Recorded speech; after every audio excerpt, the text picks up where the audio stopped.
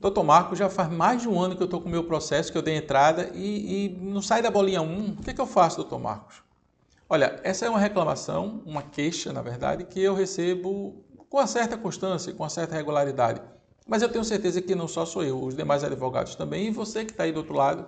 É só você dar uma passeadazinha aí nas redes sociais, no Facebook, ali nos grupos, e você vai ver que tem inúmeras e inúmeras pessoas que sofrem deste mesmo problema, que passam por essa mesma situação. Processo que deu entrada há bastante tempo e não sai da bolinha 1, da bolinha 2. É bem verdade que às vezes acontece de estar ali na primeira bolinha e passa um bocado de tempo e de repente salta várias de uma vez só. Tá? Não é o comum, mas isso sim acontece. De qualquer forma, o que eu quero trazer para vocês hoje, eu penso que seja boa notícia sim. Por quê? O governo vem buscando implementar soluções para que venha amenizar ou, de fato, solucionar, desculpa aí o trocadilho, né? Essa situação toda da demora nos processos de nacionalidade. E é sobre isso que eu quero falar com vocês nesse vídeo, por isso eu peço que fique até o final. Mas como você que já acompanha o nosso canal sabe, são 2 segundos de vinheta, o tempo de você se inscrever e deixar seu like. Se por acaso não for inscrito, então a melhor oportunidade é agora. Enquanto eu boto para tocar a vinheta, que são 2 segundos certinhos, dá tempo de você clicar no botão e no outro, tá bom? Então vou ali e volto já clica aí, até já. Bom, ao longo do tempo, a lei da nacionalidade, os seus regulamentos, vem sofrendo alterações, vem evoluindo justamente para adequar a realidade, o momento de Portugal com as suas necessidades no que diz respeito à nacionalidade portuguesa. Tá? A última alteração da lei da nacionalidade e o seu regulamento trouxe a inovação de que os processos que fossem protocolados por advogados e por solicitadores, para você que não sabe, ele tem algumas funções, algumas prerrogativas que o advogado tem também, mas, por exemplo, ele não entra com processo judicial, mas ele pode entrar com o processo administrativo de pedido de nacionalidade. Então, ele é meio ali que um paralígono, apenas esse parênteses, tá bom? Então, esses processos agora de nacionalidade, a lei previu que eles deveriam ser protocolados, ser feitos quando pelos advogados e solicitadores pela forma online. Isso começou a ser implementado ali no começo desse ano, não é? E a experiência tem mostrado que esses processos, quando são feitos pela via online, eles, pelo menos o início do processo, ele é muito mais rápido. Eu tenho um processo que foi para a bolinha 4 ali em 15 dias. Eu tenho situação dessa comigo. Mas eu vou dizer no decorrer do vídeo o porquê que isso acontece e porque isso é uma coisa boa e que pode ser realmente, eu não diria talvez solucionar completamente essa situação que a gente trouxe hoje, essas reclamações todas, mas com certeza isso deverá sim amenizar. Então, inclusive foi motivo de uma matéria, eu gosto de trazer matéria aqui para vocês e vamos aqui para a tela, só para vocês verem também, tá cá. Bom, essa matéria aqui é do Jornal Público, tá? Do dia 1º de dezembro, da sexta-feira, que diz assim, ó, a apresentação dos pedidos de nacionalidade por mandatários passa a ser apenas online. Inclusive, lá, desde fevereiro, quando começou, de lá para cá, já foram protocolados pela via online quase 15 mil processos, tá? Então, já é bastante coisa. Essa foto que vocês estão vendo aqui do jornal da Conservatória, pode ter certeza que essa foto foi no finalzinho de tarde, isso de jeito nenhum foi no horário normal de atendimento. Só para curiosidade, eu vou botar aqui, ó, essa aqui, quando você vem aqui no Google e coloca para buscar pela Conservatória dos Registros Centrais de Lisboa, onde muitos dos processos são protocolados, né? Primeiro porque Lisboa é a grande capital, e também porque muitos dos processos são direcionados para a Conservatória dos Registros Centrais. Quando você vem para cá e vem aqui ó, em ver fotos, aí você já vê um pouquinho mais do que é a realidade. E olha que essa fila aqui está pequena, né? Então, essa fila aqui ela é formada por pessoas, por não advogados, não solicitadores, não é?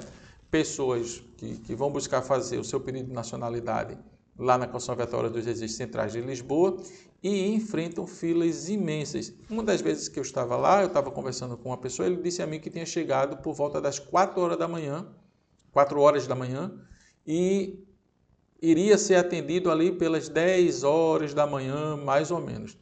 Até o advogado, quando vai na Conservatória dos Registros Centrais, muitas vezes também passa horas à espera de um atendimento. Ele tem direito a uma senha de prioridade, porque o advogado aqui em Portugal tem um atendimento prioritário, mas isso não quer dizer que ele vai ter vida fácil também aí na Conservatória. Por isso, inclusive, muito melhor que o processo seja feito de forma online. Isso é uma melhora, mas também traz um ônus para nós advogados. Por quê? Porque nós é que passamos a ser agora os responsáveis por organizar toda a documentação, tá? Inclusive, esse também é um dos motivos que faz com que os processos demorem bastante. Porque pensa aqui comigo, muitas pessoas vão atrás dos consultores, né, para fazer o pedido de nacionalidade. É lógico que essas pessoas, não quero desmerecer ninguém, mas o advogado, ele estudou, ele se especializou, ele arca com as despesas de ter um escritório, enfim, de tudo da função de advogado. E quando é um processo, primeiro que o advogado ele tem que fazer o processo para que ele analisar tudo antes, analisar previamente, de tal modo que quando ele ingresse com o pedido, ele saiba que aquilo está tudo bem organizado para que tenha sucesso no pedido. Mas se por acaso acontecer de alguma coisa não correr bem, por um motivo ou outro, o advogado sim deverá estar, um especializado em nacionalidade portuguesa, lógico, ele deverá estar preparado para dar a solução necessária para aquele tipo de caso. O que é lógico que, na imensa maioria das vezes, esses consultores não estão. Lógico que a pessoa pode fazer o processo sozinho, não tem problema nenhum, mas isso aqui é uma das coisas que eu quero colocar um pouquinho mais na frente do vídeo, que é uma impressão que eu tenho que poderia ser um dos caminhos. Por quê? Vamos botar aqui para a matéria. Vamos lá. A submissão dos pedidos de nacionalidades por advogados e solicitadores passa a ser feita exclusivamente através da plataforma na internet, anunciou essa sexta-feira o Ministério da Justiça, que realçou os ganhos de eficiência, de tempo e ambientais. É lógico, em relação aos ganhos ambientais é porque deixa de dar uma redução aí nas emissões de dióxido de carbono e também o uso de em torno de 240 mil cópias em papel, porque vai deixar de ser, esses processos deixam de ser materializados, eles vão ser na forma online, tá? Então, o avanço aqui é visível nesse aspecto. Mas eu penso que o aspecto realmente de avanço é o seguinte: o advogado, antes, mesmo o advogado, quando entrava com o processo na forma material, presencialmente, eu já tive várias vezes em conservatórios em que eu pedia para ver um processo, e já depois de algum tempo, e vinha para mim o processo com a capa ali, não é? E vários documentos soltos e desconexos. Eu tenho por hábito, cada processo que eu faço, e agora isso vai ficar geral, mas eu já fazia isso antes, de colocar cada documentação de forma detalhada numa ordem certinha. Sei também que nas conservatórias eles reorganizam esses documentos na sua ordem que cada funcionário entende por bem por fazer essa análise. Agora não. Agora, a partir da plataforma, que é essa daqui, ó, que é da justiça.gov.br, se você vem aqui, ó, em mandatário, submeter pedido de nacionalidade, nós vamos aqui ter o direito de entrar como advogado, no meu caso aqui, ó, você que vai para autenticar, e aí coloca para autorizar, e pronto, entra aqui os dados do advogado, se colocar aqui para confirmar, já vai para a plataforma e é possível fazer ali, juntar os documentos, tudo, preencher os formulários, enfim. Dessa forma agora, depois que a gente entra na plataforma, nós preenchemos o formulário com as informações da pessoa, do interessado na nacionalidade.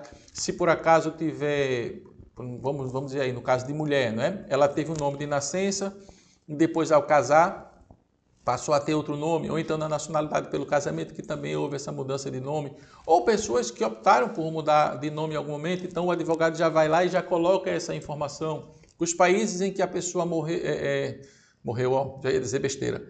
Os países em que a pessoa viveu antes desse pedido de nacionalidade, ali até a partir de 16 anos, essa informação também o advogado já coloca. Se há algum detalhe ali também no documento que precisa ser colocado, lembra que naquele formulário em papel não havia espaço para isso. Agora sim, já tem um espaço lá que você pode colocar informações. Inclusive, o governo quer estreitar essa relação. Eu já falei no vídeo aqui sobre a AIMA, né, do estreitamento dessa relação com as autarquias e com a sociedade civil, para melhorar esse entendimento e também, da mesma forma, na plataforma ser melhorada para que o advogado e o solicitador também possam atuar de forma mais objetiva, de fazer com que esses processos fiquem mais organizados. E, de fato, essa é a expectativa das conservadoras, dos conservadores e das conservadoras. Por quê? Porque antes, o profissional das conservatórias, os funcionários, eles tinham que receber toda aquela documentação, fazer uma análise prévia para verificar se havia ali alguma inconsistência, para depois montar o processo e, às vezes, havia um projeto de indeferimento ou então alguma notificação para que fosse cumprida ali alguma exigência. Agora já é muito mais fácil, porque o advogado já deixa, ele que faz essa primeira análise e já leva para as conservatórias através do portal de forma mais mastigada, entende? Então, isso vai fazer com que aqueles funcionários que gastariam o seu tempo para fazer essa análise documental gastem muito menos tempo, porque essa análise vai ser bem mais fácil. E isso, logicamente, que vai acarretar com a redução no prazo dos processos e, se Deus quiser, e assim queremos também, lá mais para frente, esses processos de nacionalidade possam ter um tempo mais curto de duração. Eu falei aqui um pouco antes que tinha um detalhe que eu queria falar para vocês sobre os processos que são feitos aí, infelizmente ainda acontece muito de erro de processos. Já recebi vários, tá? Eu falo isso porque já recebi vários processos que foram protocolados pelos consultores e que deu problema e aí o cliente veio para mim e eu tive que corrigir, enfim. Eu falo isso porque já aconteceu e acontece, não é raro, tá? Mas eu acredito e eu penso que é uma tendência que os processos poderão ser feitos exclusivamente pelo interessado, tá? Ou mediante procuração para um advogado ou para um solicitador. E aí você pode pensar, epa, peraí, doutor Marco, que é isso? Quer dizer que ele não vai poder passar para um amigo que queira fazer e tudo mais? Hoje sim, hoje pode.